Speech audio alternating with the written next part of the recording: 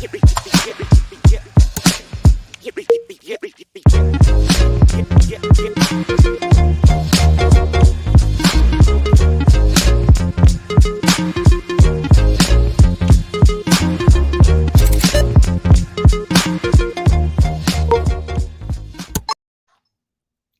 everybody. My name is Steph the Educator, and you're tuning into Essential Pedagogy podcast. And I just wanted to introduce you to our very first show. I started this podcast because it's my hope as a result of you guys listening to this podcast that people within the profession and outside of the profession grow in compassion for one another and by getting an inside view of the complex structure of the American education system. So I will have guests every other week on Thursdays um, to introduce you guys to and to talk about the public education system. My name is Stephanie, and I have been in education for 20 years. And I found that a lot of my friends and I would spend lots of time on the phone after school and chat about our experiences after school. And even though all of our challenges weren't fixed, it made us feel better to have a community of kindred spirits who really love children, who was frustrated with some of the things that went on in education and just wanted to have a place to vent to someone who understood. So I just want to make sure that everybody knows that, we're trying to be as positive as we can. We have lots of things to fix within education in America, but we are going to shed light on some things. I have a special guest with me. Her name is Tara Sheffield, and she's been in education 27 years. Don't she look good, y'all? She is one of my good friends. We went to college together. Tara and I went to undergrad together, and she actually started, of course, education before I did. She actually majored in education, and I got alt cert. And she's really close to retirement. She spent 17 years in elementary, most of that in special education. She spent 4 years in high school. And the last 5 years, she's been a counselor in an elementary school, pre K. And do you want me to share your school district?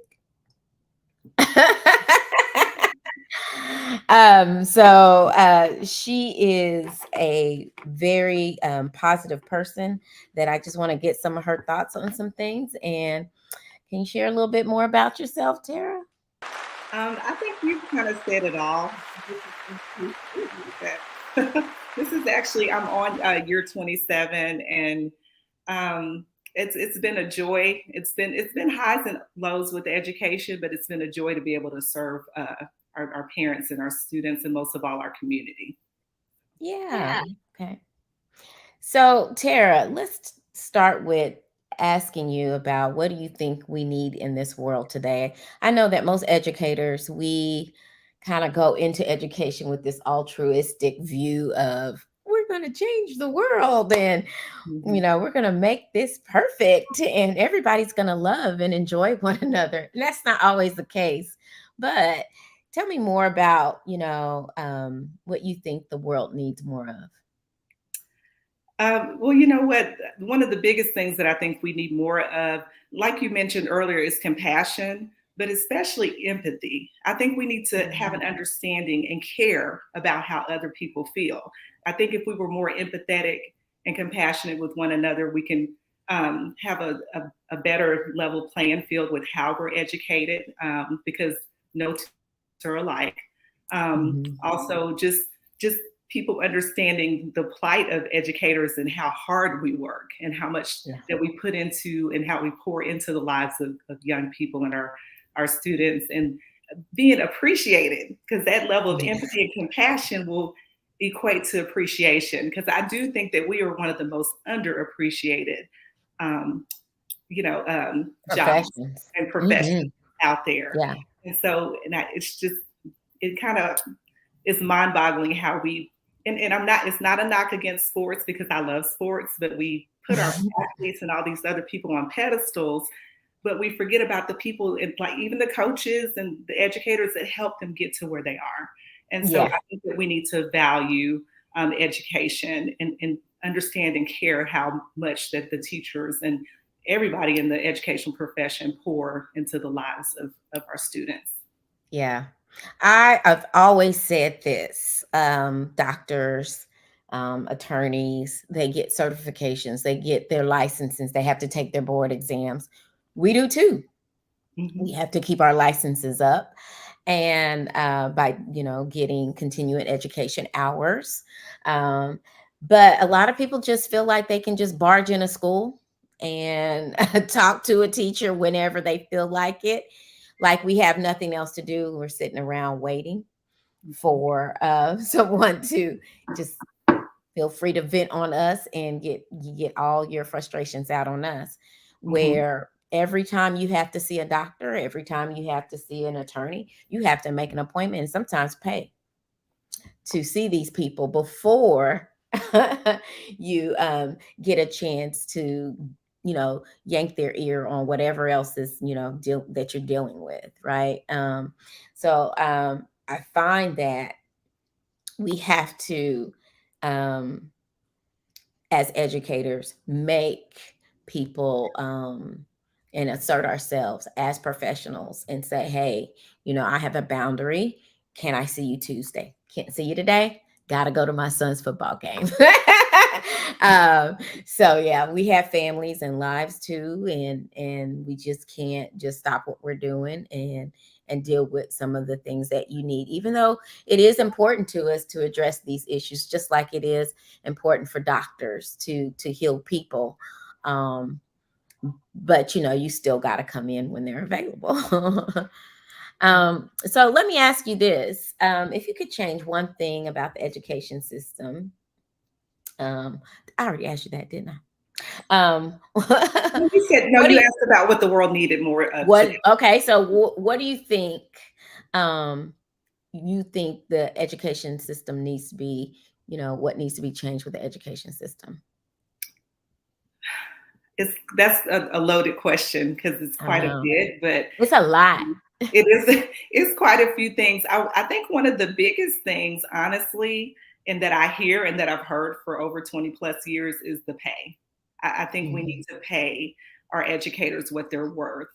Just mhm, because we're off in the summer, we deserve every day off in the summer and get paid for that. Because if you equate it to other salaries, it's still not the same. And we need to mhm. invest more into the educational system, especially in the Yeah. state of Texas, Mhm. because we are ranked pretty low with how much that we invest back into our educational system here in the Don't we state. have that lottery? We got Yes, lotteries, people making billions. yes, but the other thing is just, it needs to be a profession that's honorable, like it used to be. There Mhm. were times people couldn't wait to be a teacher, and you like felt good about getting out there in front of those kids, and sharing a part of you, and making sure that they got the work done. But now it's kind of like a fallback career, Mhm. and so we need to put And put to it. tell you the truth, tell you the truth, Tara, it's not even a fallback career anymore. People Mhm. are shutting down education programs at Oh, well, that's true. institutions, right? Hmm. Yeah. Yeah, they're shutting them down because people aren't enrolling in them. They're going for different, technology and things like that, careers where, they get paid significantly more. Right. I feel like computers are important and technology is important, but I also feel like people are too. Yes. you know Hmm. and we're the first line of defense with children. A lot of times, we besides their parents, it's Hmm. a teacher that touches their lives first. Absolutely. um what do you think the greatest lesson someone has ever learned from you was? Ooh, wow, that's a good question. You know what? That makes me think of a story. There's something that we did at the high school that I taught at, and it was called the senior pinning. And Okay. so the kids would always think about somebody that made the most impact on their life. And it was always an honor to do that. And I did get a chance to do it 2 times with 2 different students. And Oh. so you said the greatest impacts Hmm. that I made. The greatest lesson someone has learned from you. Oh, well, I guess that they could be anything that they wanted to be if they believed in themselves. I always set high standards, and I was kind of hard on my kids, my students, because my expectation was up here, and Hmm. even being a special educator, we don't limit our kids. Those Hmm. individualized educational plans or programs are significant to what they can do and can push them to do even more. So I always held the bar up here. So they would always say, you never gave up on me, you pushed me. That was what one of the kids said that I pinned, and he was like, you made me always believe in myself even when it was really tough. And so, and he's also Oh. a college graduate now too. So that was a beautiful thing Oh to say, yeah. learn to believe in himself from me. Yeah. He's a because he was a special needs person, wasn't he, in the Um, special needs program? yes, he was. He just had a learning disability, which I like to. Of course, we call it learning differences as well. Hmm. But Hmm. it was something that he was able to To overcome. overcome. Hmm. Awesome. Yes. So, what is the big? We have a Facebook user question. It says, "What's one of the biggest challenges you face with your job? Any direct parent or child confrontation?" Okay. Well, one of the biggest challenges was COVID, Oh, 2020. okay. Not being able to physically be there and having to do the computer platform. It's so different when you're able to physically be in the room with kids and be able to Hmm. reach out and touch them and get their attention and love on them when they need it and encourage them when they need it. So being and even though I'm a school counselor now, even then I got a lot of calls about distressed parents. I think I spent more time helping the parents than I did the kids, but that was very challenging, just not being able to physically be there with the kids and to be able to encourage them. Yeah, yeah, that was a challenge. Hmm. Although I've had some really interesting. I teach in middle school. I'm currently a teacher still, and um, children tend to be bigger than I am. I'm not that big of a person. So, there was one time I had a confrontation with a child, and I was trying to get him to learn something. And after school, I was in tutoring. We don't get paid in the schools for extra tutoring of our own students, but we do spend our own personal time doing this after school. So this particular student was being very difficult, and I was trying to get help from an administrator or whoever was on campus to get the student to stop whatever he was doing. He actually blocked the door where I couldn't get out, and I had to yell past the student for a male teacher who I did not even know was there, and may have been there a time I was there or not, to come in, get that student. But that was one of the first times, or that, and only time really, I haven't had a student really get out of line that way, but only time that I felt like threatened physically Hmm. by a student. And that was some years back, but that was one of my ordeals. But I've heard stories. I've heard of Hmm. stories. Yeah. Yeah, we've heard of stories. Yeah. You know, to answer the question that I asked Tara about, what do you think? One thing I would change about our education system is that I feel like, and this is why I look up to Tara so much, she doesn't even know this, that I've always said we needed more counselors to do counseling in the school, and not the schedule changer or the schedule maker or the master scheduler or anything like that, or the tester, testing coordinator, but actually working with the students and their parents, helping our kids, our children, and parents to be healthier people so that we can function in this world better. Hmm. I think, you know, 90% of our issues in school is, with disruptions and, you know, challenges is due to, mental disruptions or disorders that people really need help in, and sometimes people are getting that help, but most times they're not. And I feel like, you know once we are healed, then we can be a blessing to others, and really be our best selves, and that includes children, right? Mhm. For sure. Yeah, And but I'm glad you said that. Or do you want to answer the go, question? no, go ahead, go What ahead. you said, because I think what you hit the nail on the head when you said that we need help with our mental health right now. Hmm. We go to the doctor if if we break our arm or hurt something physically. So why can't we go to the therapist or the counselor when we need things mentally, when we need help mentally? And so one of the cool things about our district is that we do offer free counseling to families at our counseling center. So I think that's a great thing. And I know other districts do it too, but I was hoping that every district did it because I believe everybody should have access to mental health. Absolutely, absolutely. If you weren't doing this as a career, what do you think you'd be doing, Tara?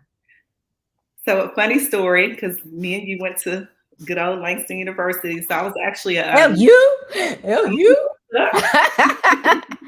so I was actually a nursing major before I changed to education, and I made it to clinicals, and so I did not have the stomach and I have a kind of a gag reflex. I didn't have what it took for the other stuff. I thought the blood and the vomit and all that stuff wouldn't bother me, but the smells were the worst thing for me. So I probably would have been in the health profession, but it kind of worked out because I'm in the mental health profession. So I Yeah, still have that capacity to help people. So that's what yeah. I would have done was to be a nurse. And I have really good friends that are nurses as well and doctors. Yes. And you didn't know this, but when I was a child, I wanted to be a pediatrician, but I Oh, just couldn't take.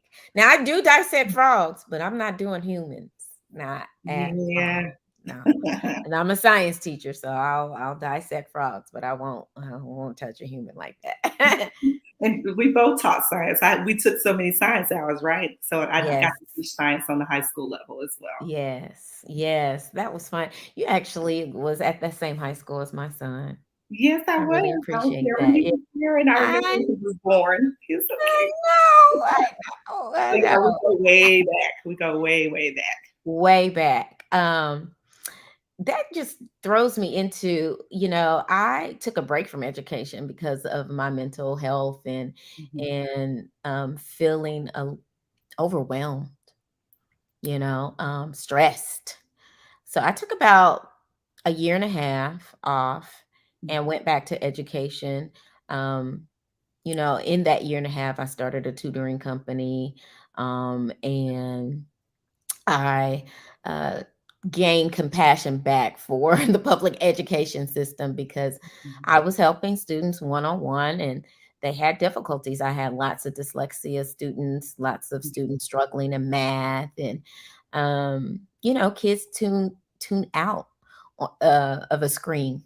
After a while, mhm, they think it might be fun. The parents think, oh, they could learn from YouTube, but really, mhm.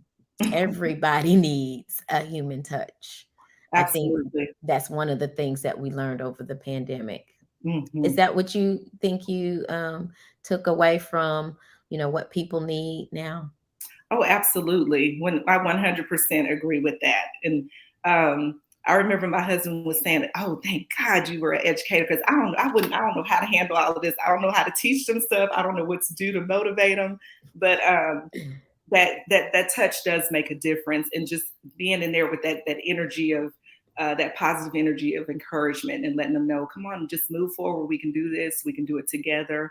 So it does make a difference when you're able to be able to physically, touch the kids and get their attention, and look at them in the eye and try to engage them physically as And well. you know what I found? I found that whew, wearing a mask impeded communication a lot. It was Not just so hard. It was It was hard. you couldn't see facial expressions because I teach feelings to my little ones, and they're just like, I Mhm. can only see your eyes with your feelings. So it was difficult. It was. Yeah, and just it muffles your words. So I Mhm, had a hard time hearing students, mhm, and you try to be as clear as possible to kids, and mhm. just, like, okay, I'm I'm going to say this slow and as loud as Right. possible. It was really tough. And Mhm, I choose not to wear a mask now. I am vaccinated, but I choose not to wear a mask because I want to be absolutely clear. I want everybody to read my facial expressions as well as hear what I have to say clearly. mhm. I agree 100% with that too. But speaking of the mask and the whole COVID thing, I think people need to understand not only do we put ourselves out there for our kids, but we put our health out there as well. Yeah. And even our physical safety with all the things that are Hmm. happening now. So that whole Yeah. empathy and compassion thing, I think that's so important, and for people to understand that we are dedicated to this profession, especially those that like us that are veterans That that state. stayed in it, because there were other things that I could have done, but I chose not to because I love the kids, and that's what Mhm. always kept me motivated was being with the kids. So Yeah. uh, There are people who chose not to stay. oh, And absolutely, 3 to 5 years now, right? It's the average yeah. teacher only lasts about three Yeah. years. It used to be five. Yeah. Now it's Yeah. three. Yeah. Yeah. Yeah. It is a tough profession. It is not as easy as people think. Oh no. Yeah, they don't know all the things that we do in order to, make this education thing work. Hmm. Um, I just admire you. I admire the things that you've done Thank you. in children's lives, and in my child's life. It takes a village for real. It absolutely does, and I admire you too, doing your own business. You out there doing it all, Steph. So Yeah. I'm Time and inspired by attention you as tutoring. well. I love it. Love it. Yeah. Yeah. Still going strong. So it's just hard doing both, but it's very rewarding. It made me develop a compassion to keep pushing on and pushing forward in public education because it's needed. It really is needed. That's sweet. Um Somebody said you are appreciated. Thank you.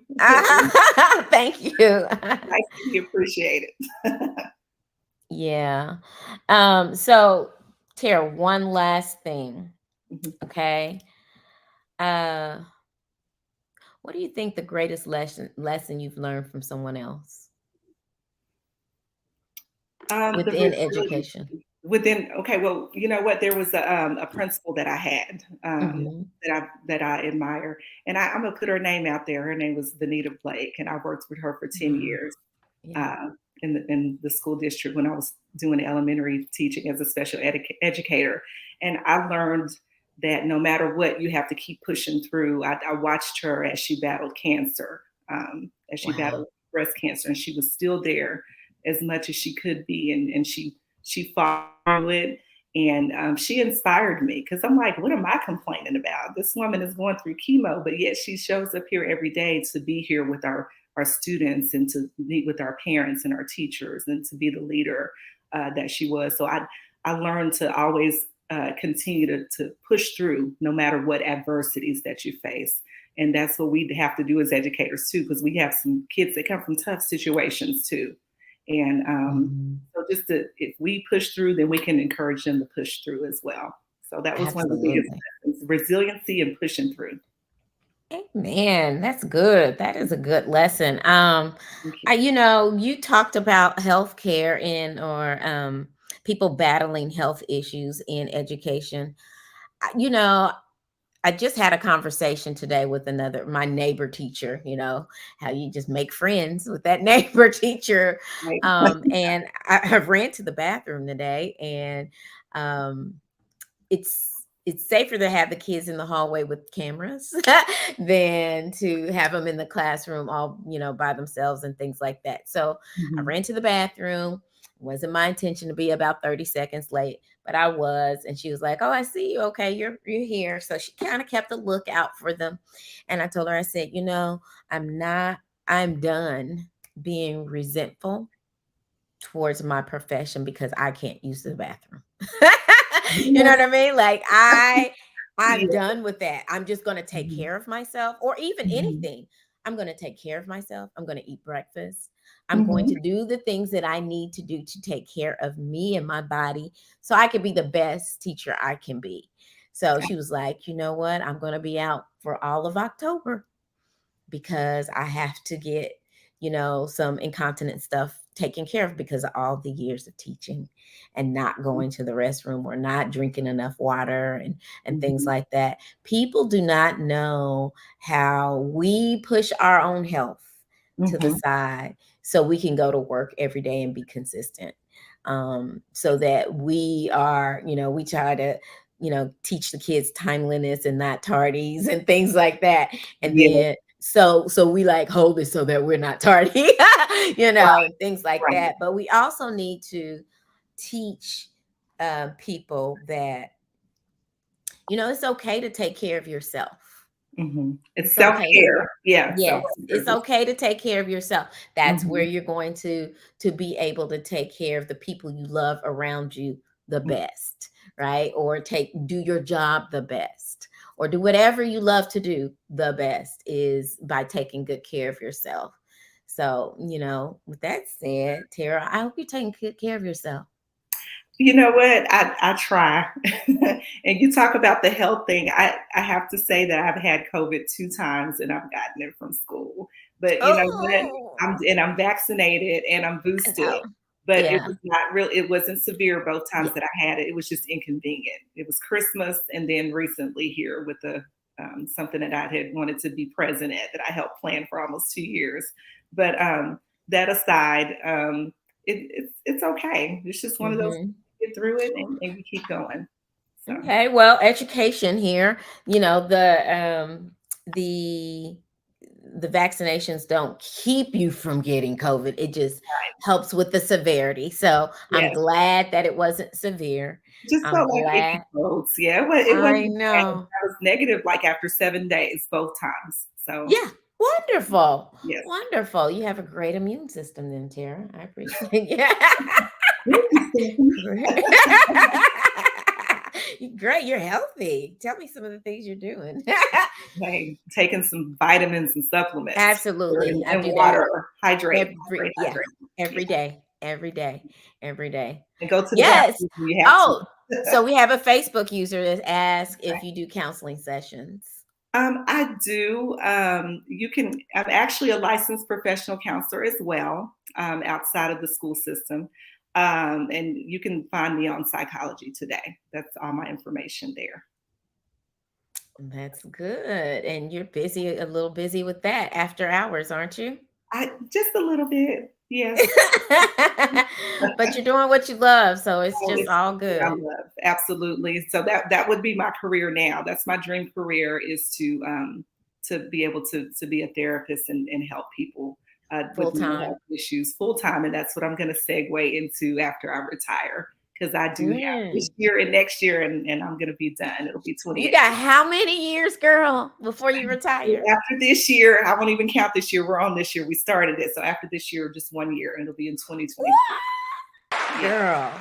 yeah. Ooh, I'm Wow. yes, it's been a blessing. It, yes, Thank you you. did that. You did that. Thank So you. I just want to thank you so much for being on the show. I hope to have you back sometime.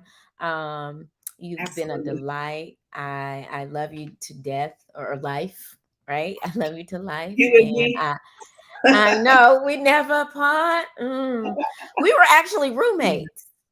We were actually We were roommates. roommates. We had a blast, didn't we? We we did That's that, a but whole we nother can't talk show. about.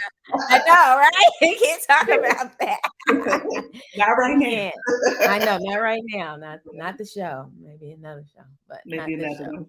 Yeah, but thank you so much, Sarah. I really appreciate your insight on all this, and I just know that your last 2 years are going to be just awesome, and that you've been a blessing to those around you, and I can't wait to celebrate you at your retirement.